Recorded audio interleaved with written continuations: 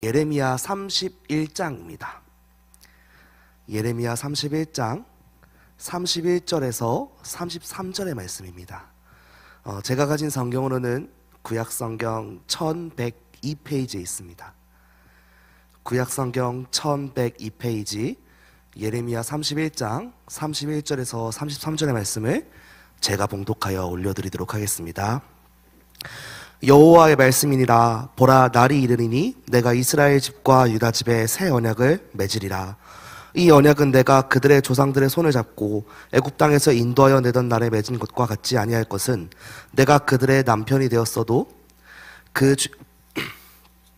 그들이 내 언약을 깨뜨렸음이라. 여호와의 말씀이니라.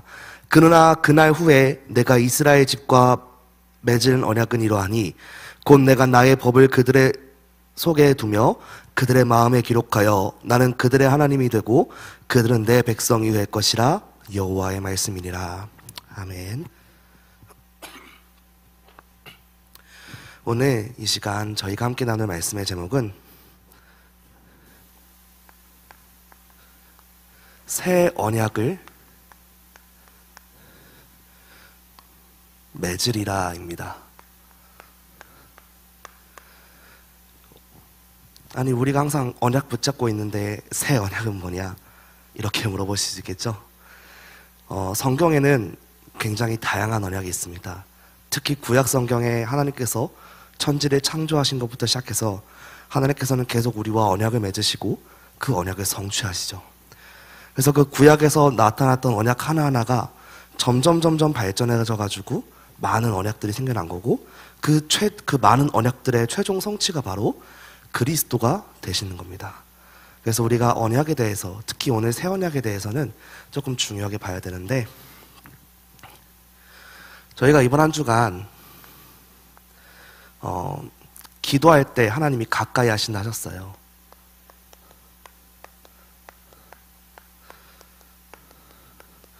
우리가 기도할 때, 그러면서 강단에서 우리는 누구와 가까이 하느냐, 세상과 가까이 하느냐, 아니면 우리가 하나님과 가까이 하느냐에 따라서 그 결과는 반드시 달라진다 하셨죠. 우리가 악인을 따라가면 당연히 악한 영향력을 끼칠 수밖에 없는 거고, 우리가 정말로 의인을 따라가면 선한 영향력을 끼칠 수밖에 없는 것처럼 우리는 누구를 따라가야 되느냐?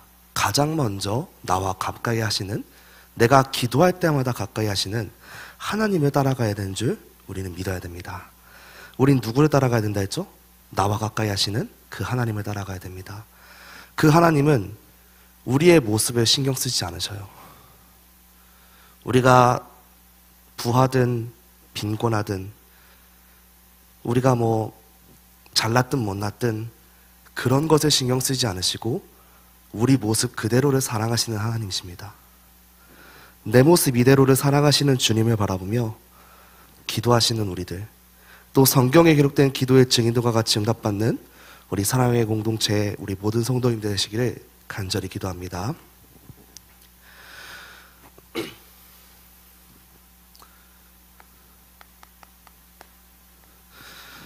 오늘 새 언약에 대해서 얘기를 하기 전에 먼저 이 새 언약이 왜 나타나는지에 대한 그 배경을 조금 설명을 하고, 두 번째로 새 언약에 대해서 얘기를 나누려고 합니다. 예레미야서는 우리가 잘 알다시피, 또 우리 올 한 해 원단의 본문이시기 때문에 다들 한 번쯤은 읽어보셨으니까 간단하게 설명을 좀 하겠습니다. 예레미야서의 역사적 배경은 정확히 조금 설명을 하자면 포로 직전의 상황이라고 볼 수가 있습니다. 포로 직전의 상황. 예레미야가 하나님의 부르심을 받았고 또 열방의 선지자로 이제 부르심을 받았는데, 그때가 언제냐면 그때 당시 최강대국이었던 아수르가 이제 바벨론에 의해 무너지고 바벨론이 그 고대 근동의 패권을 가지게 된 시기였습니다. 그래서 이때는 이미 이전에는 북이스라엘은 멸망했고 아수르에 의해서 그 아수르마저도 바벨론의 느부갓네살에 의해서 멸망을 하고 이제 그 전 고대 근동의 패권이 바벨론으로 넘어오게 된 시기였습니다. 그리고 바벨론으로 넘어오면서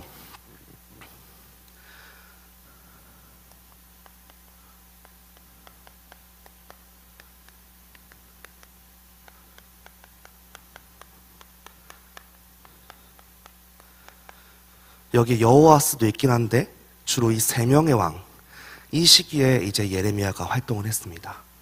그래서 이제 바벨론은 본격적으로 영토를 넓히면서 자기들의 세력을 확장하던 시기가 예레미야가 있던 시기였고, 더 정확히 말씀을 드리자면 그 바벨론의 세력 확장 때문에 이제 이스라엘, 유다죠. 유다가 이제 이 세 명의 왕 때 이제 공격을 받게 되고 포로로 끌려가게 되는 시기가 예레미야가 활동하던 시기였습니다. 그렇다면 우리가 이때 이 왕 때 이제 마지막 왕이니까요, 유다가 멸망을 하게 되잖아요. 단순히 강력한 나라가 갑자기 세력을 얻어가지고 더 강해져가지고 쳐들어와가지고 유다 백성들이 망한 건 아니에요. 물론 물리적인 이유로, 육신적인 이유로 보면 그렇게 볼 수 있어요. 역사적으로 보면 바벨론이 유다를 쳐가지고 멸망한 건 사실이니까요. 하지만 근본적으로 유다 백성들이 멸망할 수밖에 없었던 이유는 뭐냐면 이들이 언약을 어겼기 때문이에요.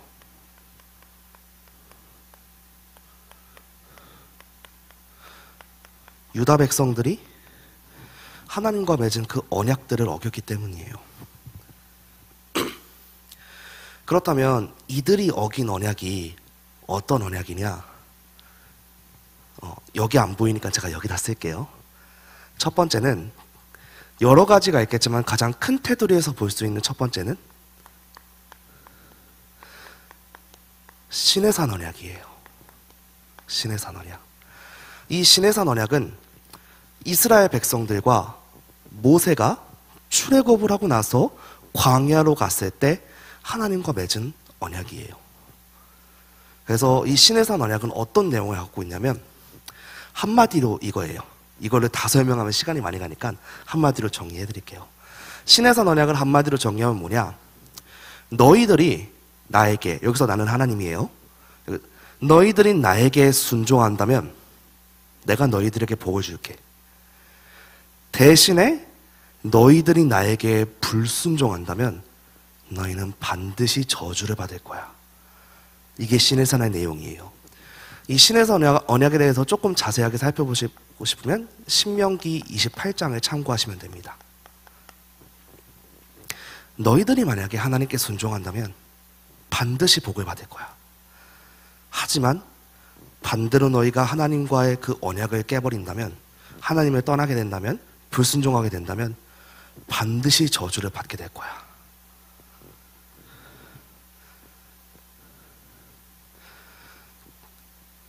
이 언약을 백성들이 어겼어요. 물론 이제 예레미야 이전, 그러니까 이때는 역사서니까 시드기야, 여호야김 그 이전에도 많이 어겼지만 하나님께서는 계속 기회를 주셨어요. 하지만 오늘 예레미야서를 보면 어떤 내용이 있냐면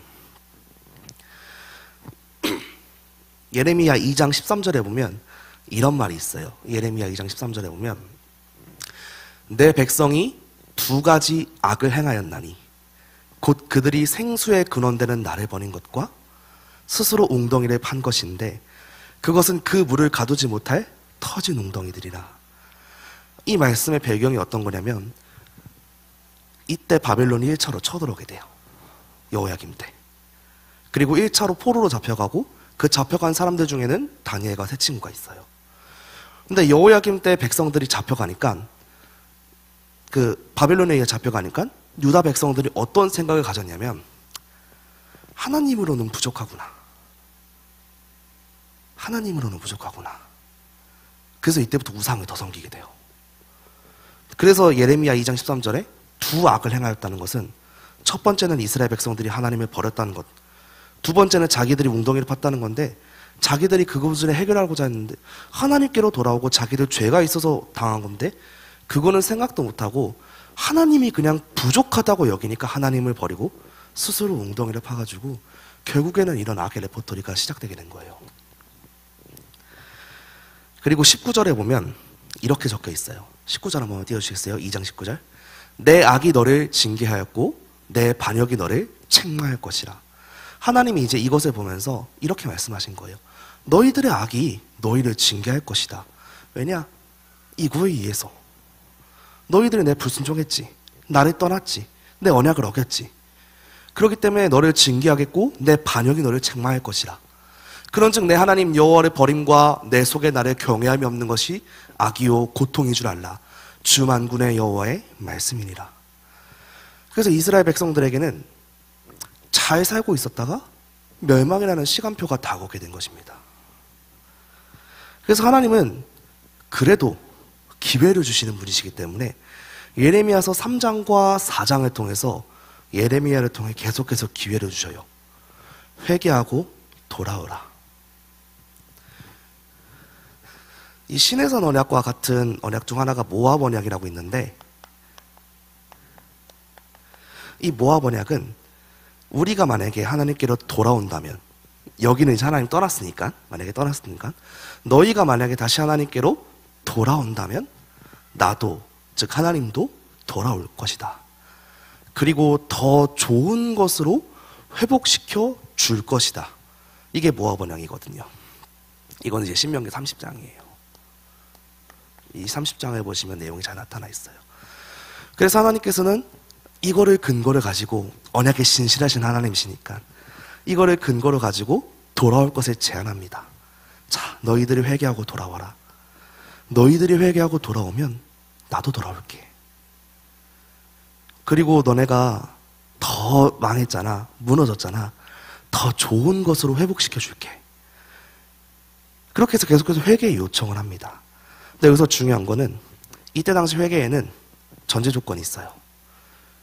우리가 먼저 돌아가야 돼요. 너희가 돌아오면 나도 돌아올게. 하나님이 먼저 돌아오시는 것이 아닌 우리가 먼저 돌아가야 하나님이 돌아오신다는 거예요. 근데 이스라엘 백성들이 돌아왔을까요? 안 돌아왔으니까 멸망받았겠죠. 그래서 하나님께서는 너희들이 먼저 돌아오라, 회개의 요구를 계속해서 얘기하십니다. 예레미야 3장 4장에. 그런데 이스라엘 백성들은 그것을 행하지 않았어요. 그 결과 하나님께서 어떤 말을 하셨냐면 굉장히 아이러니한 말을 하십니다. 예레미야 7장의 내용인데 4절에 보면 이렇게 적혀 있어요. 예레미야 7장 4절에 보면 너희는 이것이 여호와의 성전이라, 여호와의 성전이라, 여호와의 성전이라 하는 거짓말을 믿지 말라라고 합니다. 여호와의 성전이라 하는 거짓말을 믿지 말라. 여호와의 성전이라는 거짓말. 백성들에게 회개하고 돌아오라고 권유를 하고, 계속해서 하나님께서 선지자 예레미야를 통해서 백성들이여 죄를 회개하고 돌아오라 이렇게 말씀하셨는데, 백성들이 받아들이지 않으니까 여호와의 성전이라는 거짓말을 믿지 말라고 합니다. 이 말이 무슨 말이냐면, 제가 맨 처음 서론에 구약에서 나온 증거들, 언약들은 점진적으로 점점 더 발전된다고 했어요. 이 두 언약과 오늘 본문의 새 언약 사이에는 또 다윗 언약이라는 언약이 있습니다. 이 다윗 언약이 어떤 내용이냐면 사무엘하 8장의 내용인데,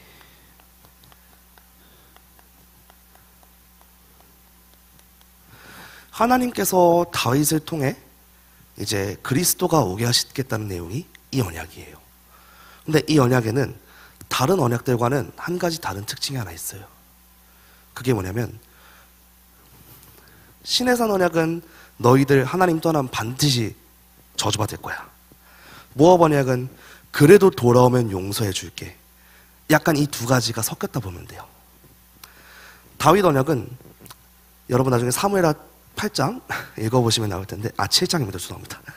정신이 없다 보니까 사무엘하 7장입니다.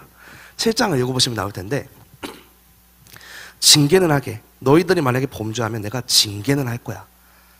대신에 영원히 멸망하지 않게 할게.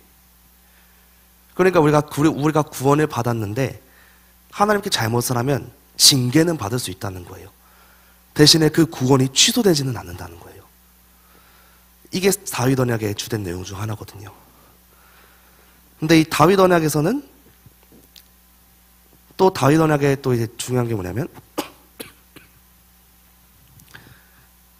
여호와의 성전이에요. 성전.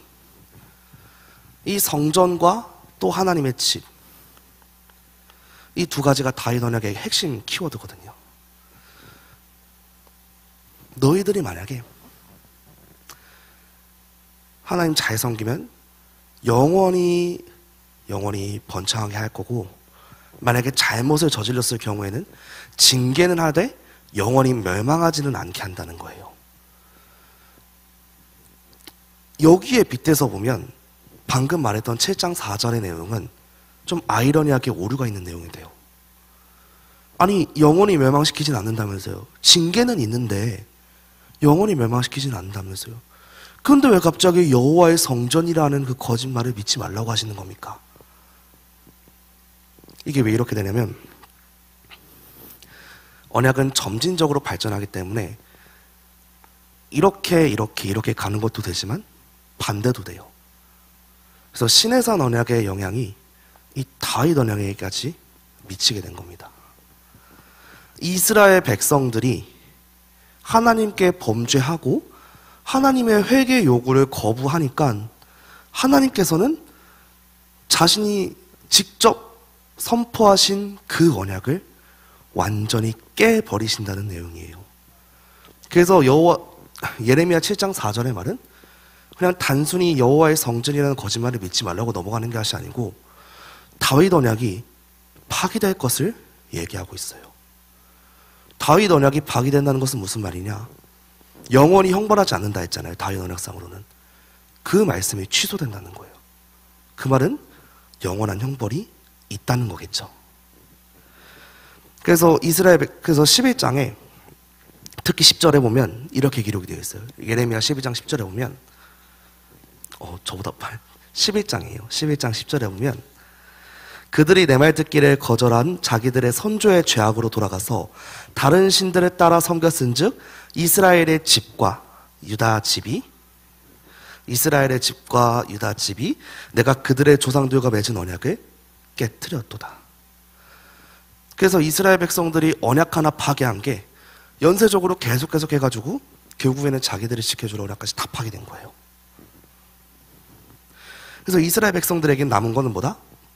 언약적 심판과 멸망밖에 남지 않게 된 거예요. 그래서 이스라엘 백성들이,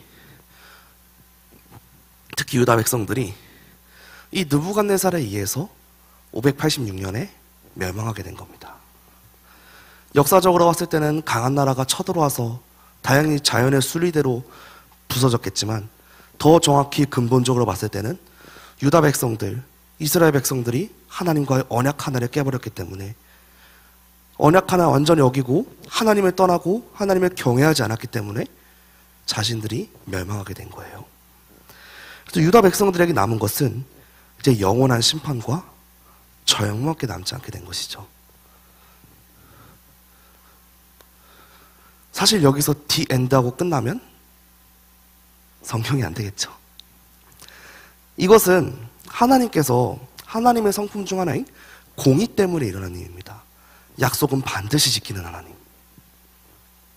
언약에 성실하신 하나님, 또 공의롭게 재판하시는 하나님.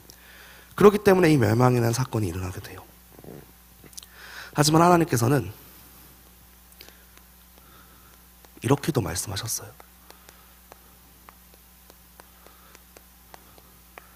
새 언약을 맺으리라. 새 언약. 공의적인 성품으로서는 유다 백성들은 완전히 진멸당해도 할 말 없어요. 아니, 완전히 진멸당해야 해요. 공의적인 성품에 의하면.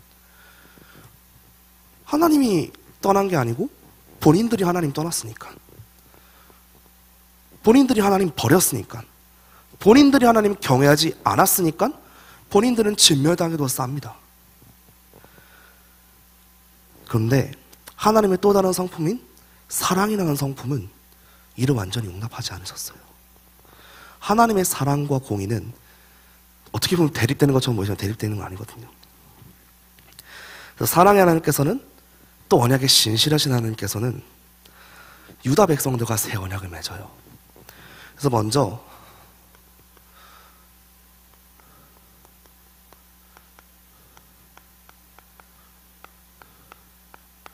너희가 비록 포로로 끌려가지만, 비록 나라가 망하지만 다시 돌아올 수 있게 해줄게. 이게 어디서부터 나오냐면 25장부터 나와요. 연수까지 정확하게 말씀하십니다. 70년. 이스라엘 백성들이 바벨론 포로로 끌려가고 70년 만에 돌아올 것을 하나님께서는 이야기를 하십니다. 그 70년 이후에는 이제 메데바사의 고레스가 일어나가지고 바벨론을 치고, 또 이제 바벨론에서 유다로 다시 유다 고국으로 복귀할 수 있도록 인도를 하시는 거죠. 그리고 예레미야 29장, 우리가 잘 아는 구절이에요. 11절에 보면 이렇게 적혀 있어요. 여호와의 말씀이니라 너희를 향한 나의 생각을 내가 아나니 평안이요 재앙이 아니니라 너희에게 미래와 희망을 주는 것이니라 라고 되어 있습니다. 아니, 여기까지만 보면 완전히 진멸당해도 싸고 완전히 멸망당할 수밖에 없는데, 하나님께서는 너희에게 평안이요 재앙이 아니니라 너희에게 미래와 희망을 주는 것이니라 라고 기록되어 있습니다. 그렇다면 이 근거가 어디서 나타나냐면 오늘 본문인 새 언약에서 나타나요. 제가 아까 이스라엘 백성들이 다시 회복되는 길은 여호와께 회개하고 돌아오는 것밖에 없다고 했어요. 그게 모압 언약이니까. 그런데 이스라엘 백성들은 회개하지 않았어요. 그 말은 돌아오지 않았다는 거고, 또 그 말은 회복될 수 없다는 것을 보여주고 있어요. 그런데 하나님께서는 이 새 언약을 맺으면서 그 판도를 뒤엎어 버리십니다. 신에서 언약의 조건, 즉 순종해야지만 복이 있는 것인데, 하나님께서는 그 판도를 완전히 뒤엎으셨어요. 뭐를 통해서? 새 언약을 통해서 완전히 뒤엎어 버리셨어요. 그래서 새 언약을 맺기 이전에는 모압 언약의 근거에서 우리가 먼저 하나님께로 돌아가야 구원받고 회복받고 더 좋은 것으로 돌아올 수가 있는 것인데, 그러지 못하니까 하나님께서 새 언약을 주셨어요. 그러면 그 새 언약의 내용이 뭐냐? 오늘 본문에 보면 32절부터 볼게요. 이 언약은 내가 그들의 조상들의 손을 잡고 애굽 땅에서 인도하여 내던 날에 맺은 것과 같이 아니할 것은 내가 그들의 남편이 되었어도 그들이 내 언약을 깨뜨렸습니다. 여호와의 말씀이니라. 자, 이 언약 얘기하는 거거든요. 이거 깨뜨렸어요. 특히 이거 신의 선 언약, 이거를 깨뜨렸어요. 이스라엘 백성들이, 조상들이, 그리고 본인들도. 그런데 33절에 그러나 그날 후에 내가 이스라엘 집과 맺은 언약은 이러하니 곧 내가 나의 법을 그들의 속에 두며 그들의 마음에 기록하여 나는 그들의 하나님이 되고 그들은 내 백성이 될 것이니라. 여호와의 말씀이니라. 그래서 이 새 언약의 한마디로 뭐냐? 하나님께서 우리 마음에 하나님의 법을, 하나님의 율법을, 하나님의 말씀을 심어주신다는 거예요. 그렇게 돼가지고 우리가 다시 하나님께로 회개하고 돌아올 수 있게 하신다는 거예요.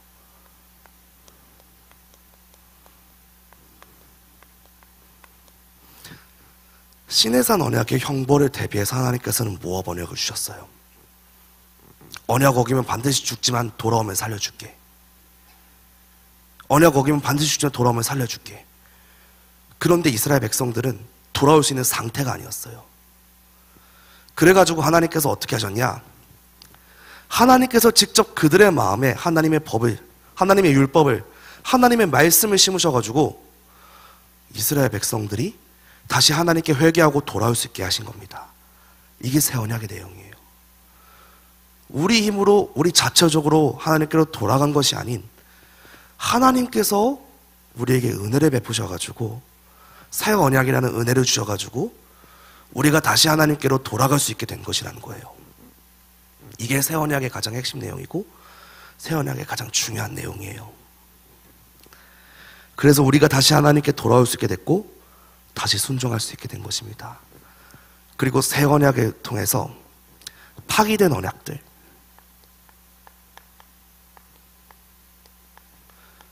신해산 언약이 파기됐고 당연히 모압 언약도 파기됐고 다윗 언약도 파기하신다 하셨어요. 근데 그 파기된 언약을 완전히 회복시켰습니다.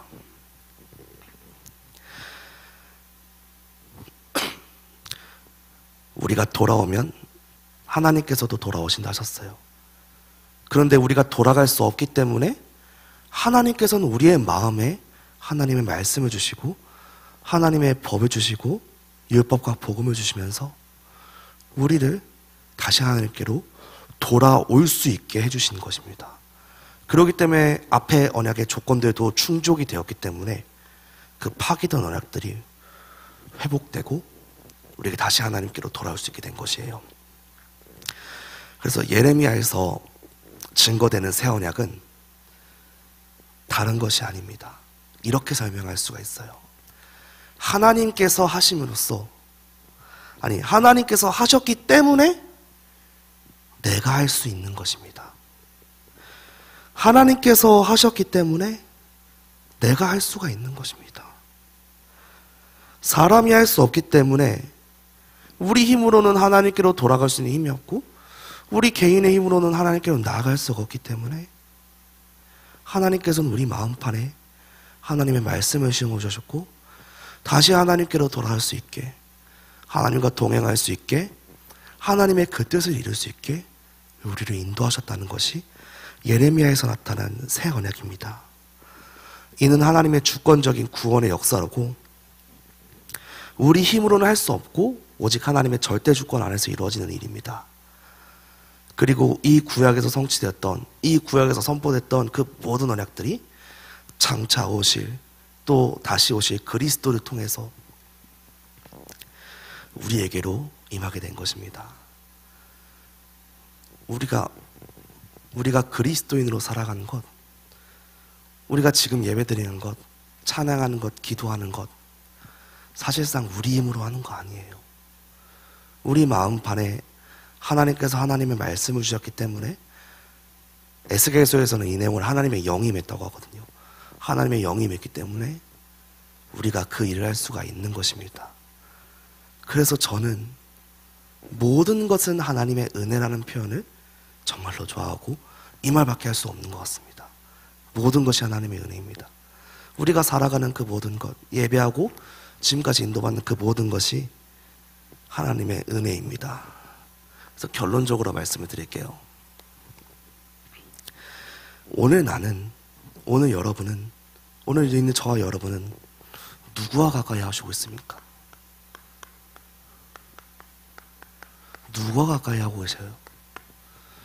누구와 가까이 하고 있습니까? 우리를 올가매는 존재와 함께 하십니까?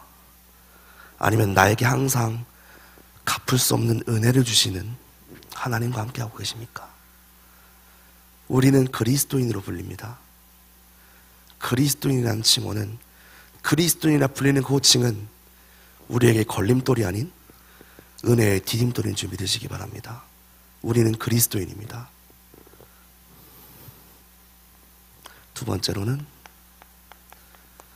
그래서 예레미야서에서는 가장 중요하게 다루는 게 이거예요. 다시 돌아오게 하시는 하나님. 우리는 항상 하나님과 방향 맞추려 하지만 어긋날 때가 너무나도 많이 있습니다. 그럴 때마다 하나님께서는 다시 우리를 하나님께로 돌아오라고 하십니다. 근데 우리 힘으로는 할 수 없으니까 하나님께서 우리 마음에 하나님의 말씀을 주셔가지고 돌아올 수 있게 해주시는 거예요. 참된 회복과 부흥의 시작은 우리가 이상한 행동을 하고 이상한 용어를 외우는 것이 아닌 다시 하나님께로 돌아가는 것입니다. 그래서 우리가 날마다 기억해야 하는 단어가, 문장이 하나 있어요. 여호와께 돌아가자. 우리가 날마다 하나님과 방향 맞추고 있다 하지만 나도 모르게 어긋날 때가 있습니다. 여호와께 돌아가자. 우리가 그렇게 할 수 있는 이유, 그리스도께서 우리의 모든 것을 해결하셨기 때문이에요. 구약에서 증거된 그 모든 언약의 최종적 성취 되신 주님께서 나와 함께 하시기 때문이에요. 그래서 우리를 이렇게 부르죠.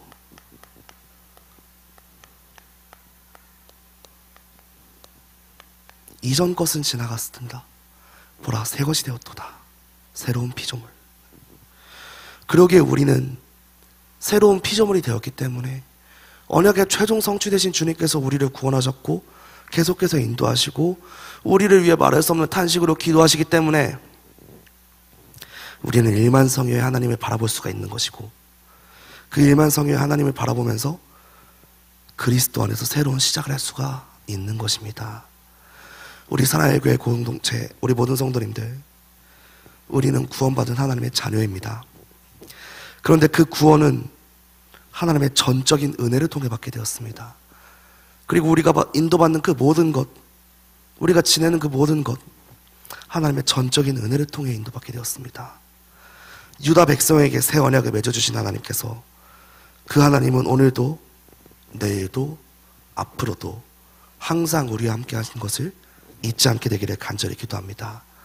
우리는 그리스도인입니다. 우리는 하나님의 자녀입니다. 내일 성탄절야제가 진행이 되고 25일 성탄절과 새생명 초청잔치가 진행이 됩니다.